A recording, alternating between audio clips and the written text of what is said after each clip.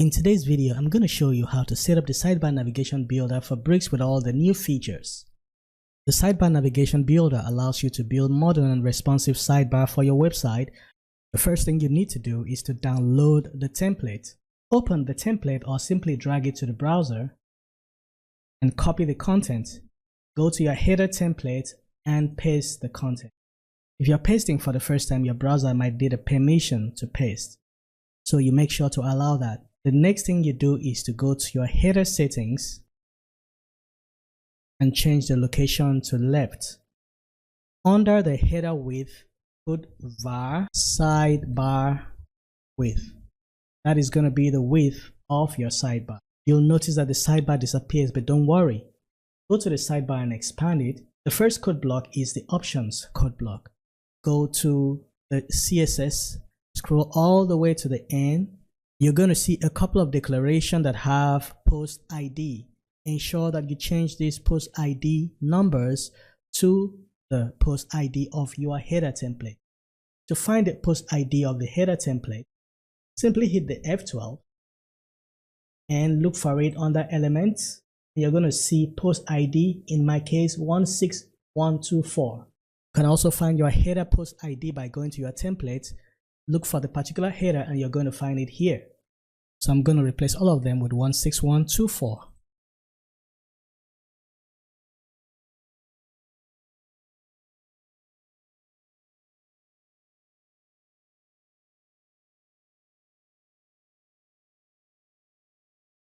Go ahead and save it and preview on the front end. How to use the sidebar with your existing header. Let's say, for example, you had a header and you wanted to have a top header and you want to have the sidebar also. You could do that by enabling top bar. These can be done by going to the sidebar options code block under the JavaScript option. Scroll and enable top bar. This is going to enable the top bar. These will allow you to have a regular header with a sidebar. The top bar can also be used if you're using the off-canvas mode. Let's go ahead and disable the top bar, but turn on the off-canvas. You can see that we have the top bar for the off-canvas mode. If you want to use the sidebar on mobile only, this is what you do. The header inner wrap is the top bar. So if you want to use the sidebar on mobile only, what you need to do is to create two containers. I'm going to go ahead and add a block, and I'm going to duplicate that. One will be for desktop, the other is going to be for mobile. The hamburger wrapper definitely is going to be for the mobile, since you want to use the sidebar on mobile only. So we're going to move it down. Let's move it to the right hand side. I'm going to go ahead and set this to display none on the desktop. You could use a media query, or you could simply just go into the breakpoint. But the sidebar menu uses the breakpoint of 1024. So I would advise you to change the 991 breakpoint 1024 and update that. So we're going to 1024 and we're going to set that to display flex or anything you want to display. We're also going to set this to display none, the desktop, at this breakpoint. I've gone ahead to add text in both the desktop and the mobile divs. So let's see. So we get to this breakpoint, we see the mobile. Get to this breakpoint, we see the desktop content.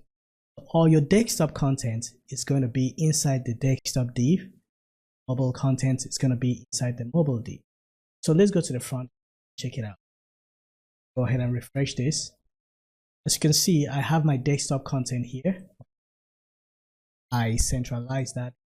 And if we go to the mobile device, we're going to see a mobile content. You can use the sidebar for mobile. Then come to the desktop, we can have a regular menu. Let's say you wanted to use the Bricks default menu on the desktop.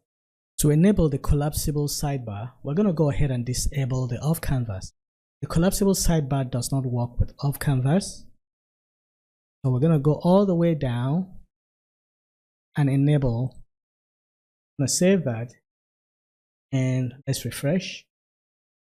And we have our collapsible sidebar. There are different options that you could play with. You could collapse on page load, you could save state, and you could hover to expand, save state. If it is expanded and you refresh, it stays expanded. It's collapsed. When you refresh, it stays collapsed. How to connect the slide buttons to the panel. The sidebar comes with different kinds of buttons. You have the link, you have the slide button, and you have the drop down. So let's expand the nav. Let's go to the home panel. Under the home panel, you have the inner wrap and the footer.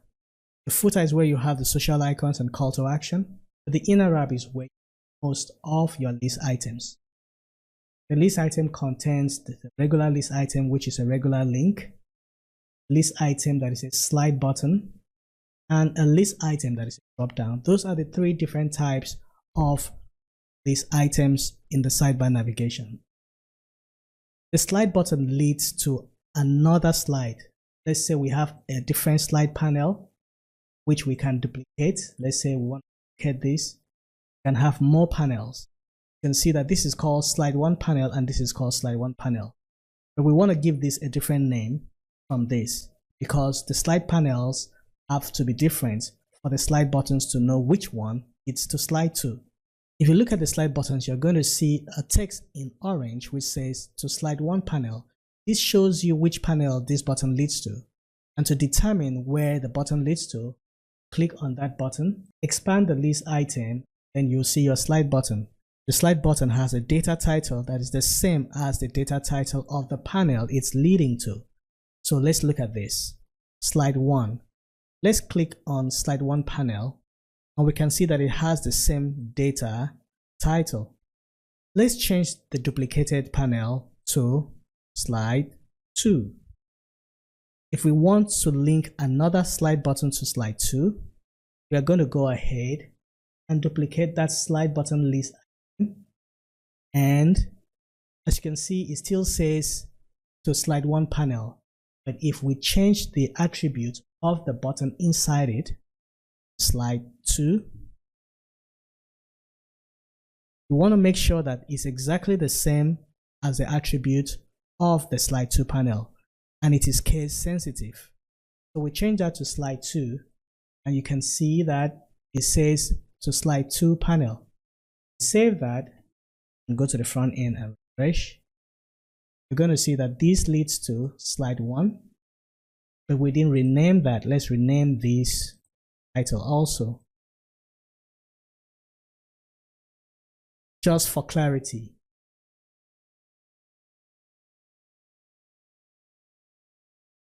This leads to slide 1 and this leads to slide 2. How to use the Nestable dropdown. The dropdown of the sidebar navigation is nestable. This means you can put a dropdown inside a dropdown. Let's go to the dropdown. The dropdown is also a list item. But to put a dropdown within a dropdown, you have to duplicate the dropdown. Now we have 2. As you can see, as indicated by these numbers here in orange, L1 means they are both the first level element. We want to put this inside this. We want this to be the second level. So we're going to expand the first one and we're going to expand the drop down content.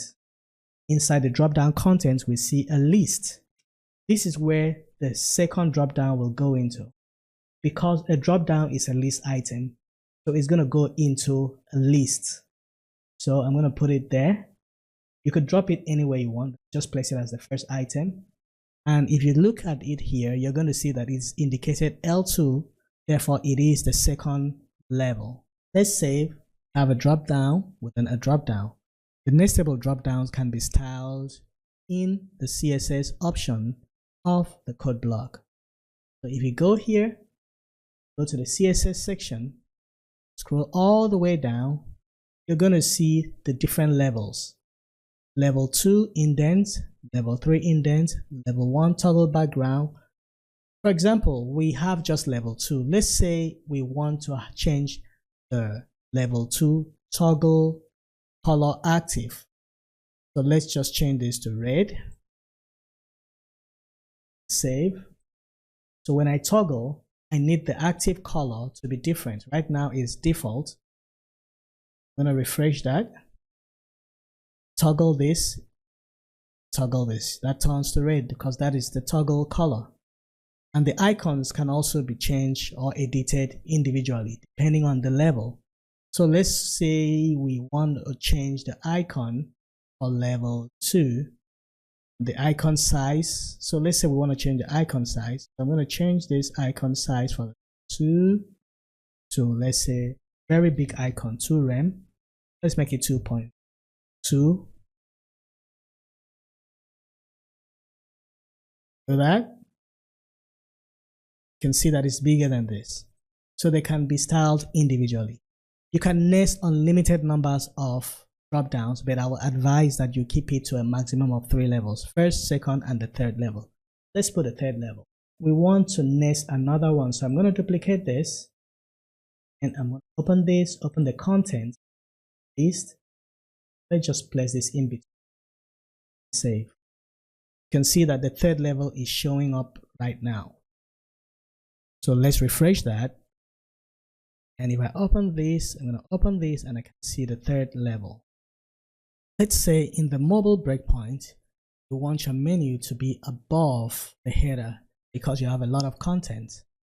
You could do that by going to the JavaScript section of the options and enable menu above header and save it. This will work for the Offcanvas and mobile. So right now, if I refresh this, we're going to have the menu above. The Sidebar Navigation also have a push content feature. If you have the Offcanvas enabled, you can also enable the Offcanvas push content, and that will enable you to have a push content feature. See that it pushes the content. If you have any questions, please send an email to the email address listed under the support section in your dashboard. Until next time, happy building.